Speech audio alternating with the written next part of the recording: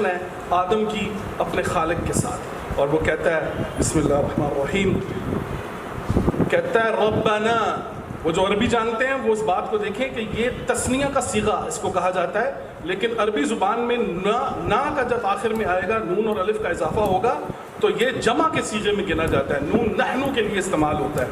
تو جو لوگ عربی جانتے ہیں وہ اس بات کو بڑے اچھی طریقے سے سمجھیں گے کہ دیکھیں کہ انفرادیت سے اجتماعیت کا یہ پہلا جو کمال تھا, یہ کیا ہوا.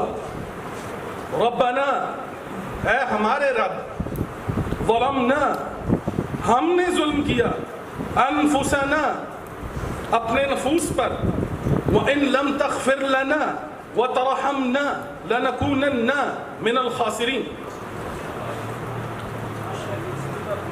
انسانی شعور اور کائناتی ہسٹری کے اندر بگ بینگ سے اس سے بڑا دھماکہ شاید میں سمجھتا ہوں کہ انسانی شعور کے اندر اگر اس بات کو جانچا جائے اور تولا جائے تو اس سے بڑا دھماکہ شاید ہی کائنات کے اندر ہوا ہوگا کہ جب حضرت انسان نے انفرادیت کو چھوڑ کر اجتماعیت کی طرف پہلا اعلان کیا تھا.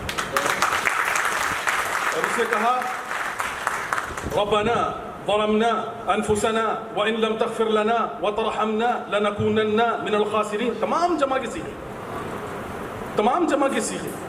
تو یہ آج جو ہم بات کر رہے ہیں یہ کوئی نئی بات نہیں ہے, یہ ہمارے ہی باپ کی بات ہے کہ جو اس نے مخلوقات کو, اور خود آپ دیکھیے کہ کریٹر کے لیے وہ کتنا باعث فخر ہے کہ جب ایک انسان انفرادیت سے نکل کر اجتماعیت کا اتنا بڑا دعویٰ کر دے کہ قرآن اسے سرخی بنا دے اپنی اس خبر کی, قرآن اس کو یہ اعزاز دے دے. آگے چل کے آپ دیکھیں کہ انفرادیت سے اجتماعیت کا سفر, اور پھر یہاں پر سارے ماشاءاللہ بڑے لوگ ہیں, سمجھدار ہیں اور جانتے ہیں کہ قرآن کریم میں ایک معنی کے لیے دو لفظ استعمال نہیں ہوئے.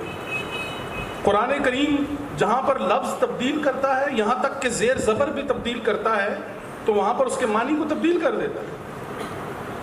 سنا, اگر سنا سین نون اور تا, سنا کے اوپر اگر زبر آ جائے تو وہ سال ہو جاتا ہے, اور اگر سین کے نیچے زیر آ جائے تو وہ جمائی ہو جاتی ہے. سنا اور اس کے نیچے زیر آتا ہے تو وہ سنا ہو جاتی ہے. اس زبان کی کلاسیفیکیشن کا یہ حال ہے کہ وہ غل کا لفظ جب استعمال کرتا ہے تو اس قیدی کے لیے استعمال ہوتا ہے کہ جس کے ہاتھ اور پاؤں بندھے ہوئے ہوں, اور غل جب زیر نیچے آئے گی